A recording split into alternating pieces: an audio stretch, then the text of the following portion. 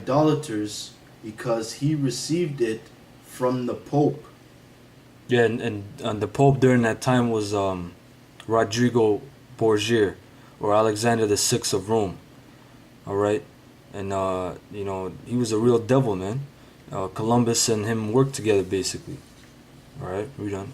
If the Indians refuse, he may quite legally fight them, kill them, and enslave them, since as unbelievers they have no worth above that of any heretic. That's bullshit because when Columbus came over here, they recorded that the Indians kept the laws. They found records of Hebrew among them. So read on. Okay, and it's just by Summa de Geographia. Geografia que trata de todas las partidas del mundo, 1518. Alright, I'll jump down to the next one.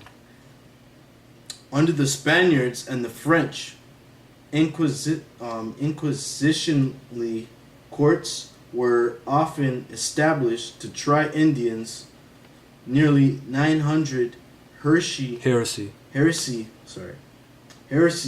trials were held against Indians in Mexico during the 16th century. Right, so they actually had inquisitional courts in the New World, man. They actually had them courts in there, man, and they would try Native Americans and and all that, and they would put them to death, man. All right, just skip the bracket part. Go to held in Mexico.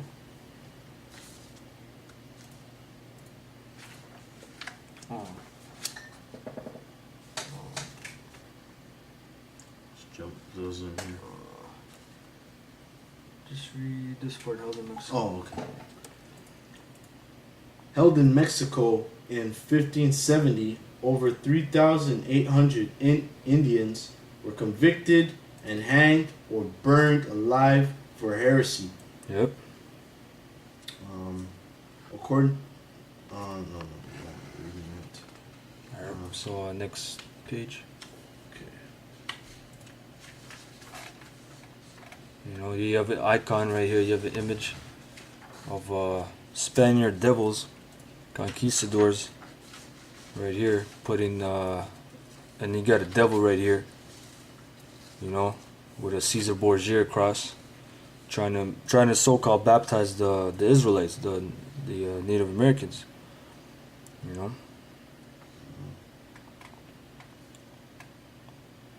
Okay. Says here, the Jesuit Black Robe missionaries spread smallpox, firearms, and alcohol among the Algonquins of eastern Canada so effectively that over 3/4 of them were wiped out within a generation. Yeah, so and there's a book. There's a movie called The Black Robe, I believe, and it's basically the story of Jesuits coming to America, basically. So these devils, the Jesuits, they're think of them as military hand of the Roman Catholic Church. They try to assassinate King James.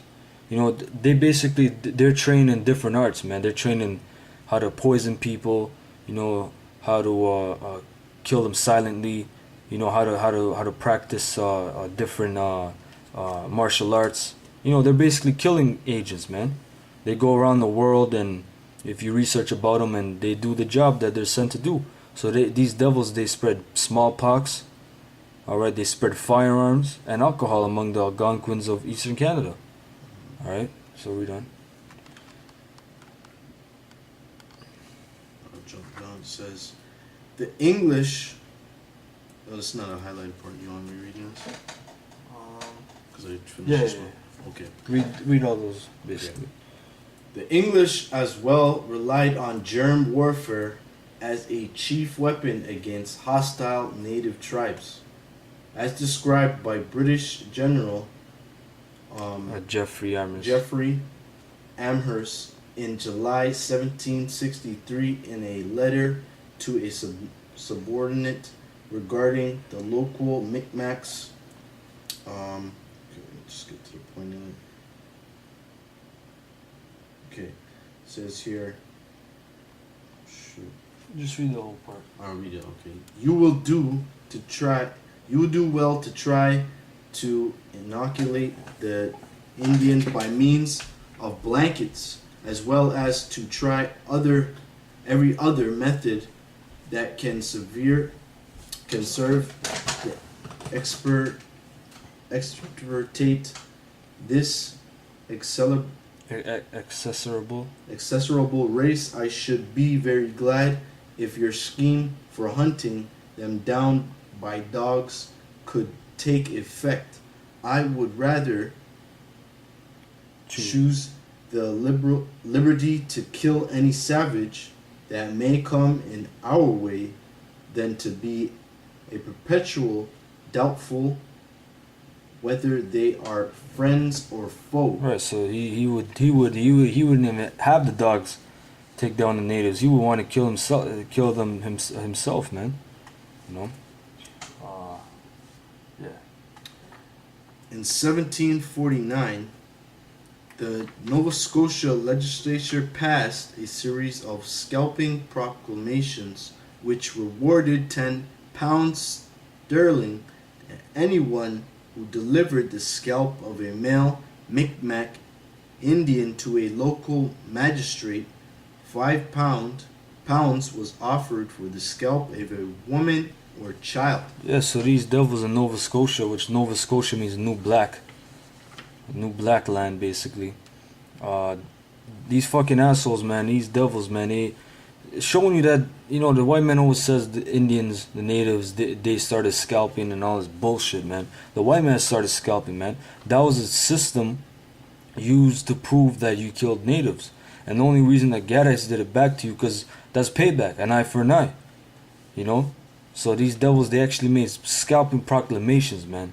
We give you £10 of sterling, man. You fucking devils, man. You have a lot to pay for, man.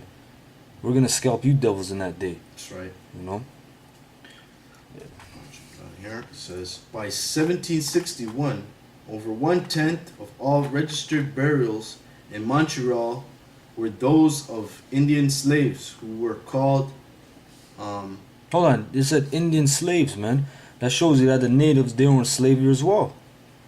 So the curses in Deuteronomy 28, you niggas talk about the natives ain't Israelites. They are Israelites, man. Of course they're Israelites. It shows you Montreal, which you niggas probably don't even know where fucking Montreal is. Okay? It says 1/10 of all registered burials in Montreal were those of Indian slaves, man. Okay, read on. who were called Panis, a derivation of the name for American Pawnee Indians who also faced enslavement. Much of early Halifax and Montreal was built by both Negro and Indian slaves. And that's proof that we always say that on the highways and byways that we built your society, man. All right, much of early Halifax and Montreal was both built by Negro and Indian slaves, showing you that Judah and Ephraim, they're both side by side in slavery, man. All right, read on. Although the colonial authorities preferred the latter because of their cheap availability. Right, which is the Indians. All right.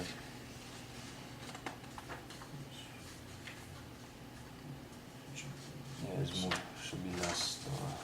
Yeah, that little part. Okay. Further, the crown had granted the Roman Catholic Church absolute hegemony in lower Canada, Quebec, to operate schools, hospitals, and civic life in return for assuring a domestically tranquil populace. This power allowed the Catholic Jesuit order to establish the first boarding school among Indian nations. During the 1820s, a practice soon copied by the Anglican Church in Upper Canada, Ontario. Right, we're in the province of Ontario as well. We're in Toronto, Ontario, and that's why we're exposing you damn devils, man. All right, and them boarding schools were demonic as hell, man. We met Gadites before that told us during the boarding schools and what kind of madness went on. If you watch a documentary called what is it, Without Repentance? Yeah, Without Repentance. I think it's called Without Repentance. Unrepentant. It's called Unrepentant. Canada's Genocide by Kevin Annett. He exposes the whole thing about it. He was a he was a priest, and basically he started letting natives come into the church and talking about what happened to them, and basically they revoked him. You know, he couldn't get a job anywhere in Canada. Now this book is actually by him. You know, he could be a Jake too, cause shit, he brings out the truth, and he got caught hell, man. He lost his whole family and everything. The church paid his wife to divorce him, take his kids. You know, so he's bringing out the facts. So, you know, we done. Okay. Where the Indians boarding a practice soon copied by the Anglican Church in Upper Canada, Ontario, where the first Indian boarding school, the Mohawk Institute, was established in Brantford in 1832. Mm-hmm.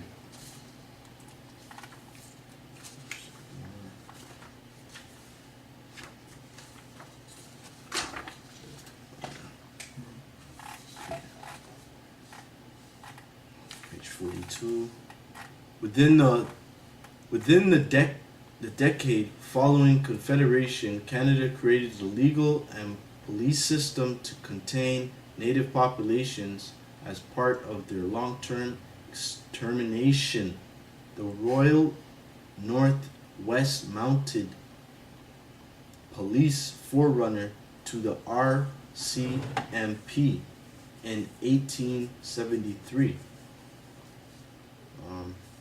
Indian Act and the Indian Act in 1876.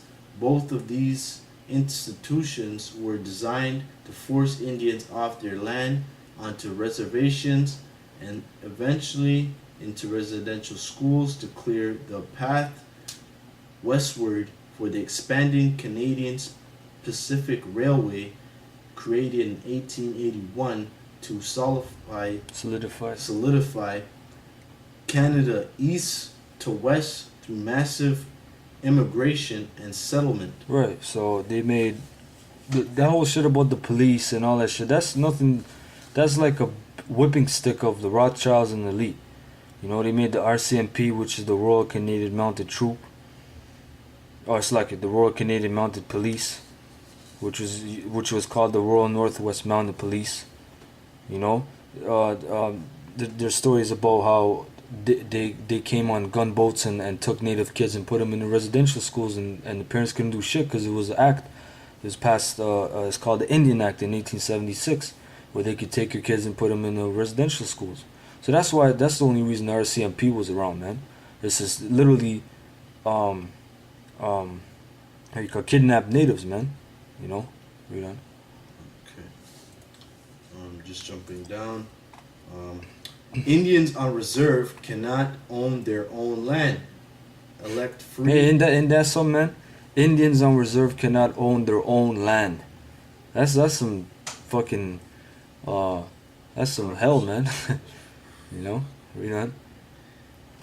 Elect free and independent governments. Conduct their own business affairs. So they can't have their own businesses. So who the hell is up in the reserves selling them rice and all that shit and food? It's some other nations, man. You know, read on. Or even provide adequately for their children. Right, so that shows that you can't have your own business, but some fucking dirty East Indian or some fucking dirty Gook or African can come here, you know, under refugee status even. Open up their own fucking business, man, their own convenience store, whatever it be, restaurant, and they don't speak two fucking words of English, man. You tell them, give me a, give me a ginger ale.